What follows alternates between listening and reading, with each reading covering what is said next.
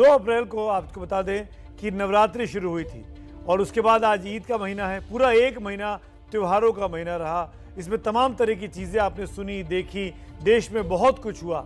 लेकिन इसके साथ साथ एक चीज़ विदेश में भी हो रही है और वो ये कि प्रधानमंत्री मोदी इस वक्त इस साल की अपनी पहली विदेश यात्रा पर हैं। वो कल जर्मनी में थे, आज कोपेनहेगन पहुंच चुके हैं, दूसरे देश में पहुंचे हैं और वहां पर भी जोरदार स्वागत की तैयारी चल रही है। डेनमार्क की राजधानी है कोपेनहेगन। ये तस्वीरें जब प्रधानमंत्री पहुंचे थे उस वक्त की तस्वीरें स्क्रीन पर आपके सामने हैं। कुछ ही देर में कोपेनहेगन में रहने वाली भारतीय कम्युनिटी को, इंडियन डायस्पोरा, भारतीय समुदाय को एक एड्रेस करने वाले हैं प्रधानमंत्री नरेंद्र मोदी। उनका संबोधन होने वाला है। ये तस्वीरें दिन की हैं जब वो कोपेनहेगन पहुंचे थे। वहां की राष्ट्राध्यक्ष से उनकी मुलाकात हुई, काफ़ी देर तक लंबी चर्चा हुई और इस विजिट के, प्रधानमंत्री की इस अति महत्वपूर्ण यूरोप विजिट के बहुत से मतलब भी निकाले जा रहे हैं, खासकर तब जब दुनिया रूस और यूक्रेन की लड़ाई से जूझ रही है। शांति दूत बनकर पहुंचे हैं प्रधानमंत्री मोदी और किस तरीके से युद्ध का समापन हो, उसमें क्या भूमिका भारत और भारत के साथ ये 3 देश जर्मनी, फ्रांस और स्वीडन निभा सकते हैं, उस पर चर्चा हो रही है। ये बहुत ज़रूरी है। प्रधानमंत्री मोदी की तस्वीरें कल भी हमने आपको दिन भर लाइव दिखाई जर्मनी से। मेरे सहयोगी प्रणय उपाध्याय उन तस्वीरों को आप तक लेकर आए हैं। प्रणय उपाध्याय एक बार फिर इस वक्त कोपेनहेगन के उसी हॉल से मौजूद हैं जहां पे कुछ ही पलों में प्रधानमंत्री मोदी को अपना संबोधन देना है। भारतीय समुदाय वहां इकट्ठा है। प्रणय के पास सीधे लिए चलता है और बात करते हैं, जानते हैं वहां मौजूद जो भारतीय हैं वो किस बात का इंतजार कर रहे हैं। कल जोरदार भाषण दिया था बर्लिन में प्रधानमंत्री ने। प्रणय, आज क्या होगा? आज वहां रहने वाला भारतीय समुदाय क्या सोच रहा है, क्या जानना चाहता है? बिल्कुल सुमित, मैं आपको नज़ारा दिखा दूं। ये वो हॉल है जहां पे प्रधानमंत्री नरेंद्र मोदी का इंतजार हो रहा है। डेनमार्क की पहली यात्रा है, भारतीय प्रधानमंत्री की पहली डेनमार्क यात्रा है और इसके लिए इंतजार हो रहा है। डेनमार्क की जो भी भारतीय हैं वो आए हैं और केवल डेनमार्क ही नहीं, पड़ोस में स्वीडन से, फिनलैंड से भी लोग यहाँ पर आए हैं और ये तमाम लोग इंतजार कर रहे हैं, प्रधानमंत्री मोदी को सुनने का इंतजार कर रहे हैं। और इन चेहरों की रौनक को देखकर आप अंदाजा लगा सकते हैं किस तरीके का उत्साह लोगों के अंदर है और इंतजार कर रहे हैं। कब से इंतजार कर रहे हैं? सुबह 10 बजे से मोदी जी का वेट कर रहे हैं। 10 बजे से यहाँ पे, हाँ, very excited, we are really very happy that he will be gracing us and we are really looking forward to it. जिस तरीके का रंग यहाँ पर नजर आ रहा है सुमित, मैं आपको एक बार दिखाने की कोशिश करूँ तो यहाँ पर आप कहाँ से आए हैं? जी, मैं कोपेनहेगन से आया हूँ। कोपेनहेगन से? जी, 5 साल से कोपेनहेगन में रह रहा हूँ। जी, किस तरीके का मैडम थे आप लोग? बिल्कुल सवेरे से इंतजार कर रहे हैं। We are so happy he is here in Denmark. छोटे लेकर इंतजार कर रहे हैं पूरे सवेरे से लाइन में। क्या सुनना चाहते हैं? जी, हम उनकी एनर्जी देखना चाहते हैं, उनका संदेश सुनना चाहते हैं। जी, आप कुछ हम सुनना चाहते हैं कि डेनमार्क और इंडिया के बीच में कैसे अच्छे ब्रिज बने और कनेक्टिविटी अच्छे से हो। सुमित, यही वो चीज़ है कि डेनमार्क और भारत के बीच में, नॉर्डिक और भारत के बीच में, इस इलाके के जो अन्य देश हैं, यूरोप और भारत के बीच में किस तरीके से जो साझेदारी हो सकती है, क्योंकि डेनमार्क के पास में स्किल है, भारत के पास में स्केल है। डेनमार्क के पास टेक्नोलॉजी है और भारत के पास उसे पूरा करने के लिए, उसे कामयाब बनाने के लिए जो मानव संसाधन क्षमता है, ये वो तमाम चीज़ें हैं जिसके अंदर संभावना देखी जा रही है। और यही कारण है कि आपको मैं दिखाना चाहूँगा वो स्क्रीन जहाँ पर डेनमार्क और भारत के झंडे लगे हुए हैं, प्रधानमंत्री मोदी की तस्वीर है। और सुमित, यहाँ पर डेनमार्क की प्रधानमंत्री मेटे फ्रेडरिक्सन भी मौजूद होंगी, यानी दोनों प्रधानमंत्री इस मंच पर एक साथ मौजूद होंगे। और ये जो डेनमार्क और भारत का जो ब्रिज है, ये जो डेनमार्क में रहने वाले भारतीय हैं उन्हें एक साथ संबोधित करेंगे। पहले डेनमार्क की प्रधानमंत्री संबोधित करेंगी और फिर भारत के प्रधानमंत्री संबोधित करेंगे। जी सुमित। तो अब ये बताइए प्रणय कि अगर दोनों व्यक्ति संबोधित करेंगे बारी बारी से, तो पहला सवाल तो बहुत सिंपल सा है कि कितनी देर में कार्यक्रम शुरू होगा, क्योंकि बताया गया था भारतीय समय के अनुसार रात को 8 बजे शुरू होने वाला है। यहाँ पर 8:08 हो चुके हैं। और दूसरा, क्या जिस रॉ में प्रधानमंत्री कल दिखाई दे रहे थे, करीब 1 घंटे लंबा उनका भाषण था, बहुत ही दिलचस्प तरीके से उन्होंने अपनी बात जर्मनी में रहने वाले भारतीयों के बीच में की थी, क्या उसी रॉ में आज भी मोदी जी नजर आएंगे? मुझे लगता है उसी रॉ में नजर आएंगे। और आप ये देखें जिस तरीके का उत्साह जो है प्रधानमंत्री मोदी के नाम के जिस तरीके से नारे लग रहे हैं,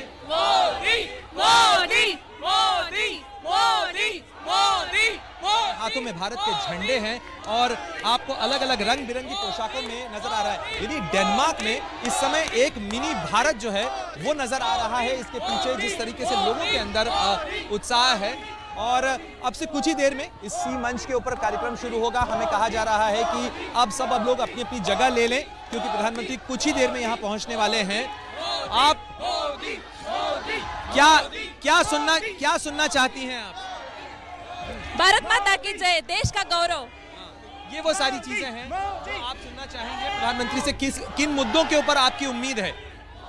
I don't understand. किन मुद्दों के ऊपर आपकी उम्मीद होगी कि प्रधानमंत्री यहाँ पर आए हैं तो क्या कहें? हमें उम्मीद होगी कि वो अपनी इकोनॉमी तो है ही उनकी बहुत बढ़िया। Modi he is very great. हम we are proud of him. He is the leader, he is the dynamic leader.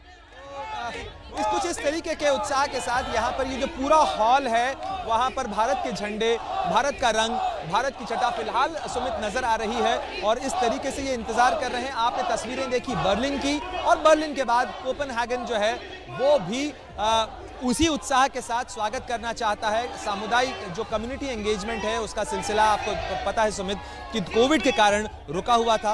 प्रधानमंत्री ने यूरोप के साथ इसकी शुरुआत की है। बर्लिन में पहला एंगेजमेंट हुआ और दूसरा एंगेजमेंट अब कोपेनहेगन में। जी प्रणय, हमने कल देखा था बर्लिन में जब प्रधानमंत्री मोदी वहां मौजूद थे तो भारतीय कम्युनिटी ने करीब 3-4-5 घंटे बहुत बड़ा एक कल्चरल प्रोग्राम किया। दिन भर वो लोग इंगेज रहे, सब लोग इकट्ठा हुए, कई सैकड़ों मील से चलकर वो बर्लिन पहुंचे थे। वो तस्वीरें अद्भुत थी। वो तस्वीरें हम इस वक्त स्क्रीन पर दिखा भी रहे हैं। कल जर्मनी में थे, आज डेनमार्क में हैं। दोनों तस्वीरें हैं इस वक्त स्क्रीन पर। प्रधानमंत्री मोदी का इस वक्त कोपेनहेगन के बेला सेंटर ऑडिटोरियम जो भारतीय समुदाय का था वहाँ पर इंतज़ार हो रहा है। लेकिन मैं ये जानना चाहूँगा प्रणय आपसे, आज के इस संबोधन के दौरान कल जो अचीवमेंट्स उनकी सरकार के दौरान हुए हैं बीते 8 सालों में, वो उन्होंने गिनाए। उन्होंने डिजिटल इंडिया की बात की, डिजिटल पेमेंट्स की बात की, उन्होंने करप्शन कम होने की बात की। अब आज नया क्या होगा? ऐसी क्या चीज़ है जो स्वीडन से भारत को सीखनी चाहिए? क्या उस पर कोई तवज्जो देंगे? क्योंकि ये वो मुल्क हैं दुनिया के जो हैप्पीनेस इंडेक्स में बहुत आगे हैं, सर्वोपरि है लगभग पायदान में। निश्चित रूप से बहुत सारी ऐसी चीज़ें होंगी जो मुझे लगता है कि स्कैंडिनेविया, ये जो नॉर्डिक का जो इलाका है, स्वीडन, फिनलैंड, डेनमार्क, इन इलाकों से में आने पर प्रधानमंत्री के भाषण में देखने को मिल सकती है। जहां हमने जितने लोगों से बात की उन सब का कहना था कि इन देशों के पास में तकनीक है और भारत के पास मानव संसाधन है। इन दोनों के बीच में बहुत एक नेचुरल पार्टनरशिप हो सकती है। तो निश्चित रूप से प्रधानमंत्री ने आज जो डेनमार्क के प्रधानमंत्री के साथ बातचीत के दौरान जिन समझौतों पर दस्तखत हुए वो भी इसी लाइन पर हैं। ये वही सारी चीज़ें हैं कि किस तरीके से भारत की जो चुनौतियां हैं, चाहे वो वाटर क्राइसिस हो, वाटर या फिर ग्रीन टेक्नोलॉजीज का मामला हो, वो महंगी तकनीक जिनमें रिसर्च इस इलाके की ज़्यादा है, इन देशों के पास में तकनीक है, लेकिन मास प्रोडक्शन के लिहाज से, आईटी पावर के हिसाब से भारत उन्हें किस तरीके से कमर्शलाइज करने में मदद कर सकता है। ये वो तमाम चीज़ें हैं जो इस उत्साह के बीच भी प्रधानमंत्री भाषण में वो संदेश देने की कोशिश करेंगे। साथ ही भारत की जो आने वाले समय की जो चुनौतियां हैं, चाहे वो इलेक्ट्रिक व्हीकल्स हों, मोबिलिटी की चुनौतियां हों, ग्रीन शिपिंग हो, जिनके लिए समझौते हुए हैं आज भी, तो ये वो तमाम चीज़ें हैं जिसमें कार्बन फुटप्रिंट कम करने को लेकर, क्योंकि इस पूरे इलाके की जो क्षमता है वो ग्रीन टेक्नोलॉजीज में खासी है। भारत ये कमिटमेंट दे चुका है कि वो 2060 तक अपना जीरो कार्बन इमिशन करेगा।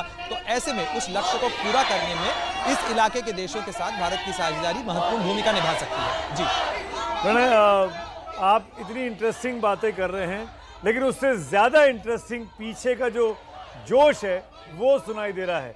मुझे ऐसा लगता है और मुझे बार बार कहा भी जा रहा है मेरे कानों में कि भाई लोगों से बात करिए। मैं चाहता हूँ वहाँ जो मौजूद भारतीय लोग हैं उनसे बात करिए। क्या वो हिंदुस्तान से उम्मीदें करते हैं? क्यों वो उम्मीदें करते हैं? क्या उनको मोदी में पसंद आता है? Let's go to the public. वो लोग क्या सोच रहे हैं प्रधानमंत्री के बारे में और भारत और स्वीडन की दोस्ती के बारे में? आपको सबसे ज्यादा क्या पसंद है मोदी में? He is one of the best leader. Yeah. और आप लोगों ने आज ये कल्चरल परफॉर्मेंस दिया है यहाँ पे? हाँ, हम लोगों ने भरतनाट्यम परफॉर्मेंस दिया है। हम लोग स्वीडन से आए हैं, तो अब भी जो कल आप डेनमार्क में स्वीडन से आई हैं परफॉर्मेंस देने के लिए इस कार्यक्रम के लिए? हाँ जी, बिकॉज ये बहुत ही it's a great honour and privilege हमको, तो हम लोग स्वीडन से आए हैं। आप तो इस तरीके से यहाँ पर सुमित बहुत सारे लोग हैं, जिस तरीके से भारत माता के नारे लग रहे हैं, भारत माता की जय के नारे हैं, वंदे मातरम के नारे हैं, और इन तमाम नारों के बीच में क्या नाम है आप? मेरा नाम सुचरिता रॉय है, मैं डेनमार्क में रहने वाली हूँ और मैं बहुत एक्साइटेड हूँ मोदी से मिलने के लिए। ये पहली बार है। सबसे ज्यादा इम्पैक्टफुल लगता है मोदी का बहुत सारे इनिशिएटिव्स है, एक में बेटी बचाओ बेटी पढ़ाओ जो मुझे बहुत ही आकर्षित किया है, तो I am very happy for that. So और भी इनिशिएटिव्स है जिसके लिए मैं और भी हैप्पी हूँ। सो या भारत के यूथ के लिए इसमें क्या संभावना हो सकती है? जो इंडिया और डेनमार्क की पार्टनरशिप है या जो नॉर्डिक रीजन के कंट्रीज है, उसमें क्या संभावना भारत के लिए हो सकती है? भारत के लिए ये दोनों जितने डेलीगेट्स ये लोग मिलेंगे, हमारे बीच में जितने टर्म्स अच्छे होंगे, यहाँ पे मेडिकल बोलो या फिर दूसरे पढ़ाई के लिए हमारे भारत के देश के बच्चों के लिए बहुत स्कोप है यहाँ पे। तो हो सकता है यहाँ पे कुछ अपॉर्चुनिटीज़ और कुछ स्कॉलरशिप वगैरह कुछ हो।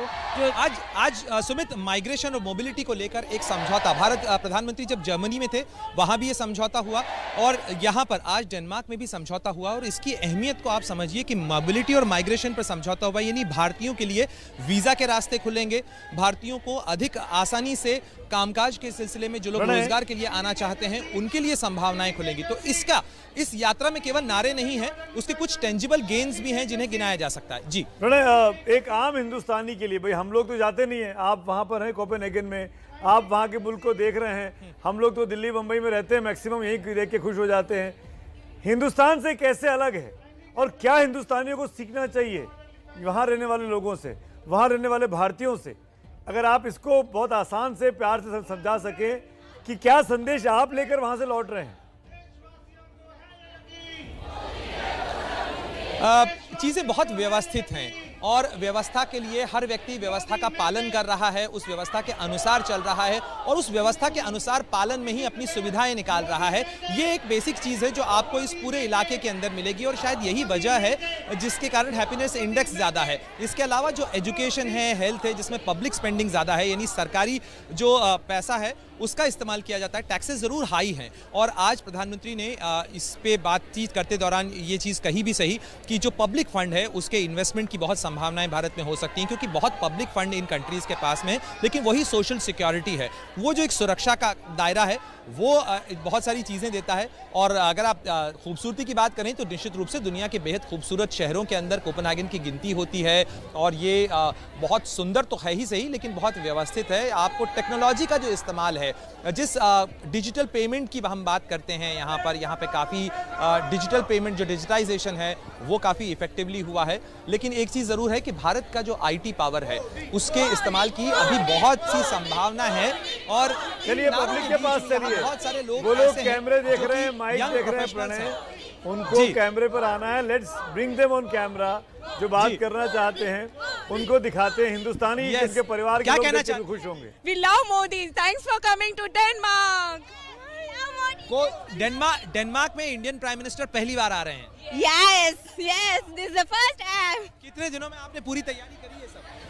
हम लोग तो अभी बस आए हैं, बट यहाँ पे ऑर्गेनाइजर्स ने बहुत टाइम से करा है। 15 दिन से लगे हुए हैं हम लोग। साइकिल रैली भी हमने अरेंज किया था और सब दोस्त लोग मिलकर यहाँ पे एक साइकिल रैली किया था, उसमें 150 से ज्यादा लोग शामिल हुए थे, उसमें मैं भी एक था। तो हमने पूरा जन जागृति किया है कि mister Modi is coming in. क्या डेनमार्क के लोगों ने भी इस यात्रा से भारत को ज्यादा जाना? बहुत ज़्यादा, इनफैक्ट इतना काम कर रहे हैं मोदी जी डेनमार्क में और जो रिलेशनशिप बिल्ड कर रहे हैं उसके लिए हम बहुत प्राउड हैं। और हम भी चाहते हैं कि ये जो उनका स्केल वर्सेस स्किल, कितना he can take this forward. So thanks. किस तरीके से इसे आगे ले जा सकते हैं, ये तमाम चीजें क्या कहना चाहेंगे? ग्रीन एनर्जी है, उस सेक्टर में इंडिया और डेनमार्क बहुत ही अच्छा कर सकते हैं, बहुत अच्छे उसमें दोनों कंट्रीज के लिए फायदा होगा। और मैं चाहता हूं कि इसी क्षेत्र में बहुत दोनों कंट्रीज आगे बढ़े। Modi we love you. Modi. आप कुछ कहना चाहेंगे? We love you. It's good to see India. We are very thrilled about this event. It's a lifetime opportunity. Yes, जरूर। देश से है प्यार अगर तो हर पल ये कहना चाहिए, मैं रहूं या ना रहूं वंदे मातरम, वंदे मातरम, वंदे मातरम, भारत माता की जय। ये जयघोष आपने भी सुने सुमित, और यहाँ पर प्रधानमंत्री का जो एडवांस टीम है वो पहुँच चुकी है और सब लोग जो हैं बस इंतजार कर रहे हैं। कुछ ही क्षणों में प्रधानमंत्री की एंट्री इस हॉल में होने वाली है और अब उनके भाषण का जो इंतजार है, जो यहाँ पे लोग कर रहे हैं, सुबह से कर रहे हैं, उनके इंतजार के वो पल खत्म होने वाले हैं और डेनमार्क की प्रधानमंत्री भी मेटे फ्रेडरिक्सन भी यहाँ पे पहुँचेंगी। दोनों नेता संबोधित करेंगे और उम्मीद की जा रही है कि इससे भारत और डेनमार्क के रिश्ते मजबूत होंगे, जिसमें न केवल आर्थिक संभावनाएं बढ़ेंगी बल्कि इस दोस्ती के साथ में दुनिया के लिए भी समाधान के बहुत सारे रास्ते खुलेंगे। तो सवाल ये खड़ा होता है, जो सबसे बड़ी चिंता इस वक्त दुनिया की प्रणय वो है युद्ध को लेकर। आगे मोदी की एंट्री हो चुकी है और प्रधानमंत्री मोदी और मेटे फ्रेडरिक्सन दोनों की एंट्री हो चुकी है। आप देखें तस्वीरों के अंदर हॉल जो है वो मोदी मोदी के नारों से गूंज रहा है। प्रधानमंत्री मोदी और मेटे फ्रेडरिक्सन जो कि डेनमार्क की प्रधानमंत्री हैं, वो दोनों मंच पर आ चुके हैं। मंच पर आगे बढ़ते हुए इस तरीके से लोगों का हाथ हिलाकर अभिवादन करते हुए इस मंच के दोनों छोर पर मौजूद लोगों का जो जनसमूह है उसको अभिवादन कर रहे हैं। और आप चेहरे की मुस्कुराहट देखें जो डेनमार्क की प्रधानमंत्री मेटे फ्रेडरिक्सन के चेहरे पर नजर आ रही है, वो भी इस चीज को देखकर काफी जो है विस्मित नजर आ रही हैं कि जिस तरीके से भारतीय जो कोपेनहेगन में रहते हैं, जो डेनमार्क में रहते हैं, जो स्वीडन में से आए हैं या फिनलैंड में, इस नॉर्डिक के इलाके के अंदर जितने भारतीय हैं वो कितने उत्साह के साथ में भारत के प्रधानमंत्री का स्वागत भी कर रहे हैं। ये तमाम जो हाथों में आपको कैमरे नजर आ रहे हैं, वो तमाम कैमरे जो हैं वो कैद कर लेना चाहते हैं इस पल को अपने कैमरे के अंदर और इस उत्साह के साथ भारत माता की जय के नारे लग रहे हैं। डेनमार्क की धरती पर वंदे मातरम के नारे लग रहे हैं। साथ ही मोदी के लिए व्यक्तिगत नारे जो हैं वो लग रहे हैं प्रधानमंत्री मोदी के उस स्वागत के अंदर। और इस तरीके से ये जो तमाम लोग हैं वो स्वागत के लिए यहाँ पर मौजूद और है प्रधानमंत्री मोदी के संबोधन का, वो भी लोगों को इतना वक्त दे रहे हैं कि लोग अपना जो जोश है जिसको वो संभाल के बैठे हुए थे।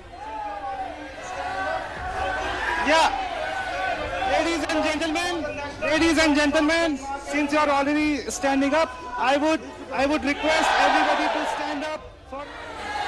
I would now. Yeah. Ladies and gentlemen, since you are already standing up, I would request everybody to stand up for the national anthems of Denmark and India.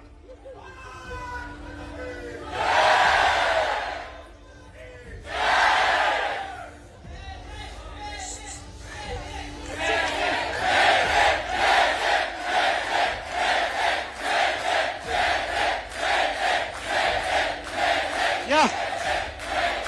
Kindly stand up and kindly be quiet. Yep, national anthems of both Denmark and India are about to start. Kindly be quiet and respect the national anthems, please. Yep.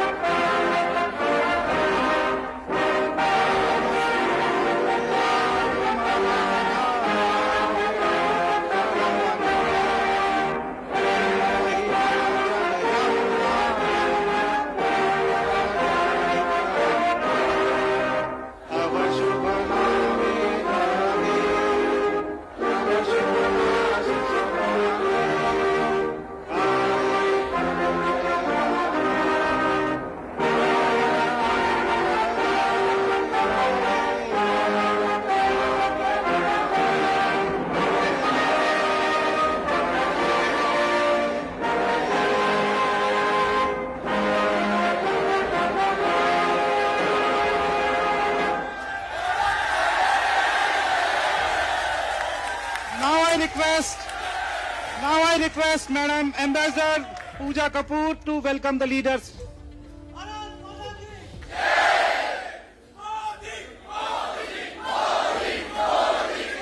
Kindly be seated.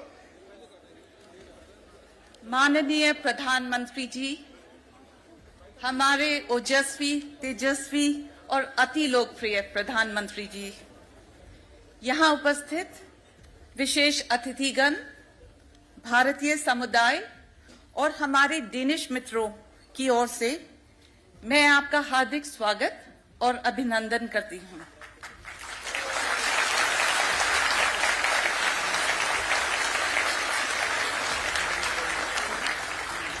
आपके आगमन से Denmark में बसा छोटा परंतु गतिशील भारतीय समुदाय फूला नहीं समा रहा है और उनमें अत्यंत गौरव एवं देश प्रेम की लहर दौड़ रही है।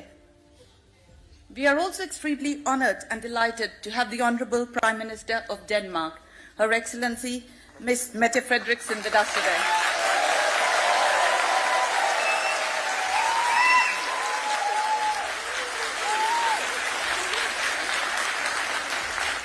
A very warm welcome to you, Madam Prime Minister, from the vibrant Indian community in Denmark.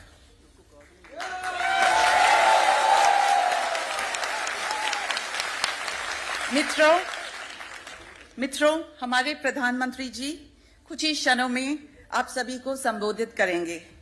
उससे पहले, may I invite Prime Minister Ms. Mette Frederiksen to kindly address the gathering. Jai Hind.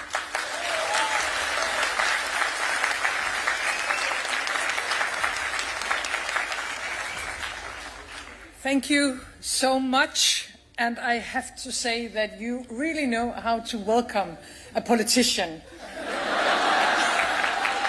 Please teach the Danish population how to do it.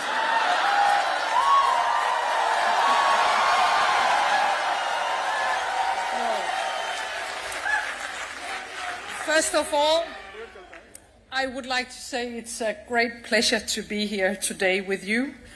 I am very honored that we are able to welcome you, my friend, Prime Minister Modi, to Denmark. Once again, welcome.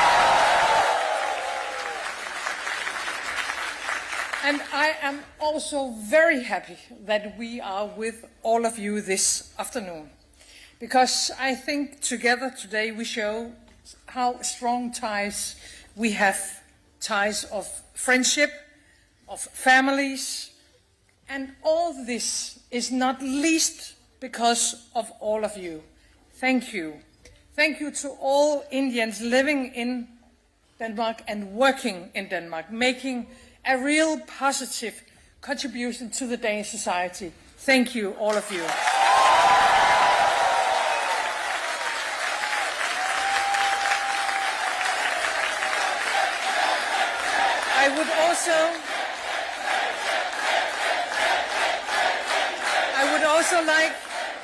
I would also like once again, please teach the Danish population. No, I would also like to thank all the Danes living in India. I think all of you who have changed society, but still carrying your own nation, your own culture and your own language by heart, that you link our two countries together every day in your life. You bring a part of India to Denmark and you connect us. We are grateful to that, and I hope that you are all happy about your life in Denmark.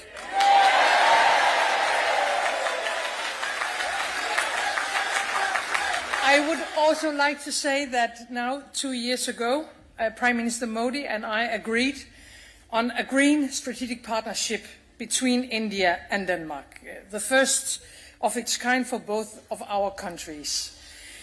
It is quite amazing for a small country like ours, Denmark, that we are the first country to have a green strategic partnership with the great India.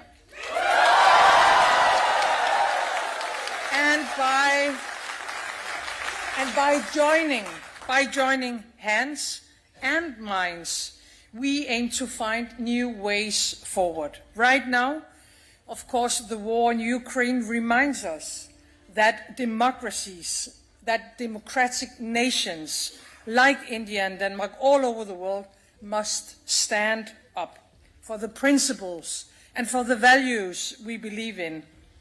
And we also need to stand very closely together when it comes to combat the climate crisis. Our green strategic partnership is a very important tool to do just that. Together we pave the way, India and Denmark, for green transition and for energy independence. Green growth, green jobs, new opportunities for all of us, a just future for all. We have already taken the first important steps, but the potential for India and Denmark is huge. I truly hope and I truly believe that this partnership will bring us even closer together. So first of all, a very warm welcome to Denmark. Thank you for allowing me to participate this afternoon, and please allow me now to introduce my friend, Prime Minister Modi.